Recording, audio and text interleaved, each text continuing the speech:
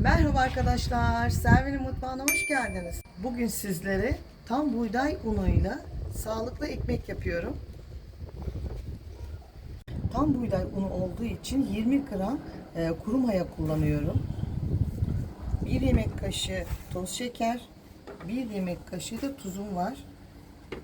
Daha sonra içerisine ılık su. 1 2 3 4 su bardağı ılık su, 1 su bardağı ılık süt. Tam buğday olduğu için içine kesinlikle beyaz un olmadığı için zeytinyağı ilave ediyorum, 1 çay bardağı.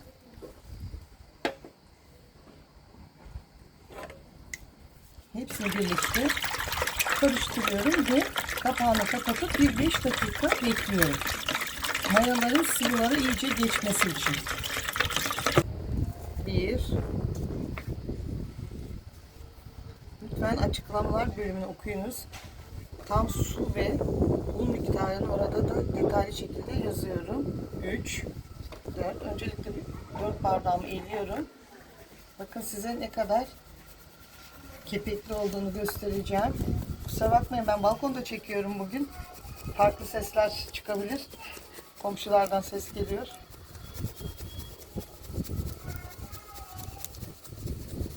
Şu bakın kepeğini, tam buğday unuyla bu kadar güzel ekmeğimiz olacak, sağlıklı. Bir 4 bardak daha koyuyorum. 4 bardak unu da eliyorum. Kepeklerin güzelliğini görüyor musunuz arkadaşlar? İşte bu bağırsakları hem çalıştırıyor hem de tam sağlıklı ekmeğimiz olacak. Şimdi 8 bardak unumu koyduktan sonra bir güzel öncelikle bir karıştırıyorum. Daha sonra un ilavesini devam edeceğim. 4 su bardağı un ilave ettim. Toplamda şu anda 12 su bardağı un oluyor. Sağlıklı ekmeğimiz, doğal tam buğday ekmeğimizin bu şekilde bakın. Şimdi artık eldivenle, elimle güzelce ben bu unu, sıvıları yedireceğim.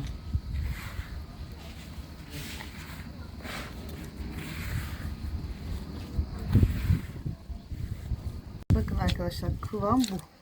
Ben bir 2 dakika yoğurdum. Şimdi üzerini kapıyorum. Tam buğday unu olduğu için biraz daha diğerlerine göre geç kabarıyor. Beyaz una göre. Bunun içerisinde hiç beyaz un yok. Sağlıklı ekmek yapıyoruz. Şimdi kapağını kapatıyorum.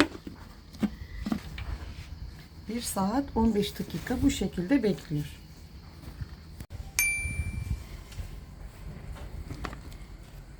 Bakınız, hamurumuz ne kadar güzel kabardı.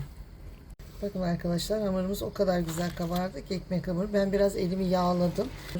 Eldiven giymenize hiç gerek yok. Şimdi ilk havasını aldıktan sonra bakınız şu güzelliğe. Şimdi ekmek kalıplarımın içerisine bırakacağım. Ben şöyle biraz alıyorum ortaya. Bakın. Şöyle havasını hapsederek kalıplarıma bırakacağım. Alıyorum, uzatıyorum. Bakın bu şekilde. Şimdi bir parça koparıyorum. Şimdi şöyle yapıyoruz arkadaşlar. Eldivenleri çıkardım. Eldivene yapıştı, olmadı. Eldivensiz çalışıyorum. Havasını alıyoruz. Bakın.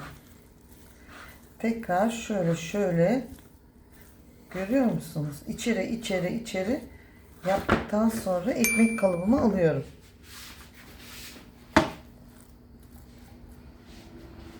Şimdi arkadaşlar bunu alıyorum, böyle yapıyorum, bakın.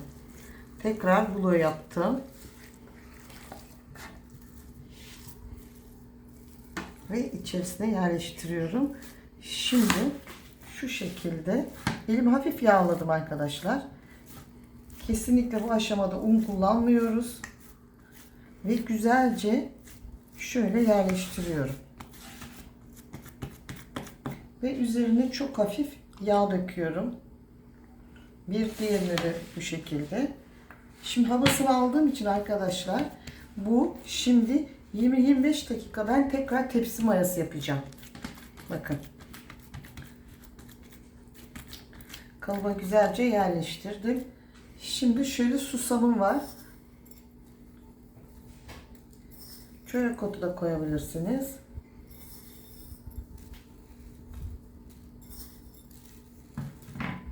Sonra şöyle susamlar kolay kolay yerken dökülmesin diye ben şu şekilde bastırıyorum.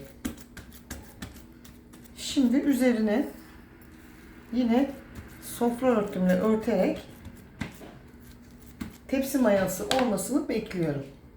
20 dakika tepsi mayası olacak. Daha sonra fırına göndereceğiz. Şimdi üzerine örtüyorum.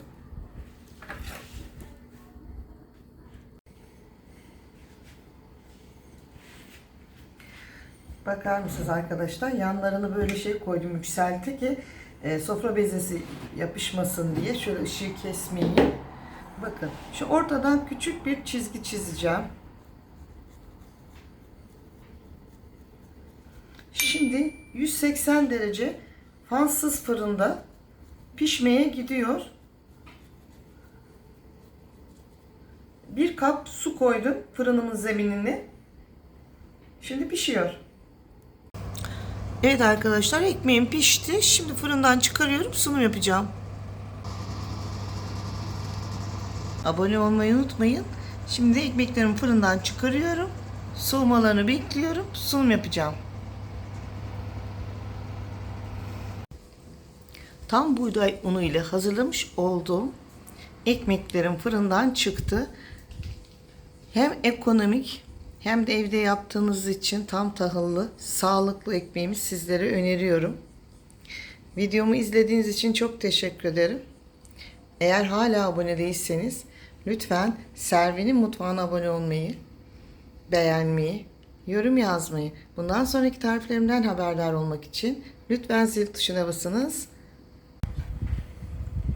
Bakar mısınız arkadaşlar? 15 dakika oldu. Ekmeklerim fırından çıktı. Ne kadar güzel kabardılar. Şöyle göstereyim size. Şu güzelliği görüyor musunuz? Şöyle çıkaracağım ki soğusun arkadaşlar. Evet. Bakar mısınız? Yağladığım için çok rahatlıkla çıktı. Şöyle göstereceğim size.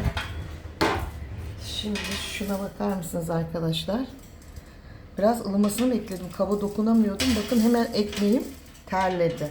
Şimdi bu şekilde tutacağım. Sırtı teri gitsin. Soğusun. Bir de şu dokuyu size göstermek istiyorum arkadaşlar. Bakar mısınız? Ne kadar güzel ekmeğim kabardı. Şimdi ben bir diğerini de şöyle bir telin üzerine koyarsanız hamurlaşmayı önlemiş olursunuz. Evet, bu da rahatlıkla çıktı. Çok sıcak, yandım. Bakın arkadaşlar, bunun da dokusunu size göstermek istiyorum. Kalıbından ne kadar güzel kabararak taştı. Fakat altı biraz nemlendi. Ben çünkü tutamadım kek kalıbını. Şimdi bu şekilde soğuyacak. Bir saate yakın olsa iyi olur ama ben yarım saat sonra dilimleyeceğim. İç dokusunu size göstereceğim. Ekmeklerim şimdi soğudu. Fakat ne kadar güzel kabardığını size göstermek için 2 ekmeğimi üst üste koydum.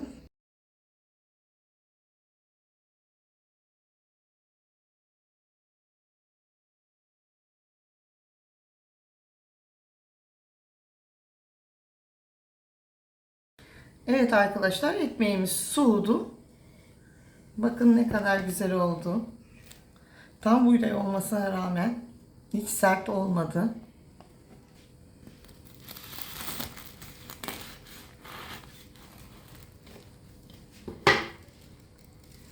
Bakar mısınız arkadaşlar şu ekmeğimizin güzelliğini? Size şimdi şöyle yapıyorum, bakın. Veya tek tek yapayım. Bakın. Tekrar açılıyor. Ve içi de 180 derecede yavaş yavaş o kadar güzel pişti ki. Şimdi bir dilim daha kesiyorum. Daha tam soğumadı. Bir saat daha olsa daha güzel soğuyacak. Buyurun. Şu şekilde. Bir de bunu göstereyim size. Bakın. Ne kadar güzel geri geliyor. Şöyle iç dokusunu göstereyim size tamamen. İçerisinde hiç beyaz un yok kesinlikle arkadaşlar. Bakar mısınız?